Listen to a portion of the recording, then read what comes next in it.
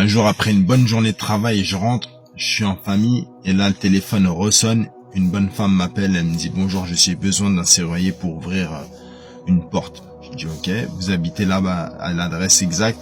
C'est pour chez vous ?» « Non, c'est pas pour chez moi, c'est pour mon frère. Ça fait 3 jours qu'on n'a plus de ses nouvelles, il répond pas au téléphone et personne n'a de ses nouvelles. La dernière fois, c'est son fils qui l'a vu il y a 4 jours et puis depuis, ni son ni lumière. » Je dis « Ok. » Il dit « Il avait quel âge ?» Je dis « Ouais, c'est un monsieur, la cinquantaine passée et puis il était malade. » Je dis « Ok. » Moi, dans ma tête, ça fuse immédiatement. Il me dit ça, je dis « Ah ouais, moi je suis pas teubé, j'ai déjà eu des situations pareilles. » Je dis « Ok, j'arrive. » Je lui dis « Madame, elle me dit « Ah oui, point important, elle me dit elle a les clés et elle arrive pas à ouvrir. » Je lui dis « Madame, si vous avez les clés, vous avez plus de nouvelles de lui depuis 3 jours, personne n'en a, et vous me dites qu'il était malade parce qu'il était malade aussi. » J'ai dit « Je suis désolé, mais il va peut-être falloir s'attendre au pire. » Mais j'arrive, je bombarde, c'est au Bourget. J'arrive au Bourget. Je viens, j'essaye avec la clé par, tu vois, les tests de base. Effectivement, c'est bloqué, il y a la clé. Je lui dis, si c'est bloqué, ça fonctionne pas, c'est parce qu'il y a la clé à l'intérieur. J'ai dit, ok, restez derrière moi, s'il vous plaît, je vais procéder à l'ouverture par destruction de la serrure. Donc là, je lui explique ce que je vais devoir faire avant de commencer le travail. Je lui dis, voilà, ça va, il y aura telle prestation et ça va donner tel tarif. Après, je lui fais le devis, elle me dit, c'est bon pour moi, allez-y, il n'y a pas de problème. Donc j'ai l'autorisation d'ouverture. J'ouvre la porte et je l'ouvre comme cette intervention là, je l'entrouvre comme ça, il n'y a pas de lumière et je regarde à ma gauche et là je vois un corps inanimé allongé. Il était déjà décédé, tu vois, parce qu'il avait plus les couleurs d'un homme normal, il avait une couleur de cadavre, quoi. Et là je referme doucement la porte sans la claquer, mais je la referme et je dis à la dame, je suis désolé madame, je vais vous demander de redescendre, etc.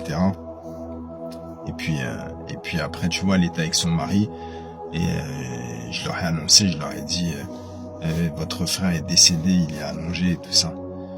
Elle a pleuré, tu comprends bien le choc pour elle et son mari. Du coup, je leur dis, écoutez, redescendez à la voiture ou attendez-moi en bas et je vais faire le nécessaire. Donc là, j'appelle le 15. Je leur explique, et après ils me disent bon bah faut appeler les pompiers, et puis j'appelle la police aussi, je leur dis voilà, il a découvert un cadavre, je suis serrurier, je suis sur une intervention, Et là ils me disent qu'ils vont envoyer un médecin. Et puis malheureusement pour la famille ça a duré des heures, oui on arrive, mais ils ont mis là le temps avant de venir. C'est genre moi je suis rentré en début de soirée, et puis vers 1h du matin, ils étaient pas encore arrivés, tu vois. Donc les gens ils attendaient en bas, il y avait le cadavre en haut, machin, j'avais fermé les clés. Mais voilà quoi. Et quand je leur ai dit de descendre, moi fallait bien que je continue l'intervention, de changer le cylindre et tout ça, machin. Donc moi j'étais en train d'intervenir en pleine soirée, parce que c'était en fin de soirée. Et je suis en train il n'y a pas de son, il n'y a rien du tout. L'appartement il était dans un état quand même de quelqu'un qui était malade, il y avait des bouteilles d'alcool, enfin bref, et c'est surtout que je suis là, comme sur cette porte là, juste à côté allongé, à même pas 2 mètres de moi, tu vois un cadavre, et là je peux te dire que le silence il faisait beaucoup de bruit tellement c'était incroyable, et le silence pesait lourd en fait. J'étais en train d'ouvrir, de changer la serrure et tout ça, et puis je le regardais quand même, je regardais, il y avait ce petit truc bizarre, je pense que il y en a plein qui auraient fait la même chose, c'est que je regardais s'il avait pas bougé ou il bougeait pas un petit peu, tu vois, les trucs de fou. Donc voilà, j'ai dû faire ça et puis après j'ai remis les clés et j'ai pris des nouvelles quand je suis rentré chez moi, j'ai pris des nouvelles jusqu'en début de nuit en fait, jusqu'à 1h, 2h du matin. Et puis ils m'ont tenu au courant, ils m'ont dit ça y est, ils sont arrivés, etc. Et d'ailleurs, ils m'ont laissé un avis de dingue sur ma fiche Google quelques jours après pour me remercier et tout ça par rapport à tout ça. Tout ça, c'est vérifiable. Vous pouvez le vérifier sur ma fiche Google.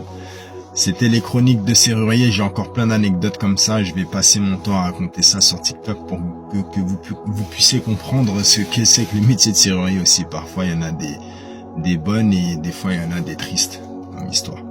Abonnez-vous, à bientôt. J'ai un deuxième compte sur la box, Donald Coach Box, et vous me trouverez. Et là, c'est du lourd aussi.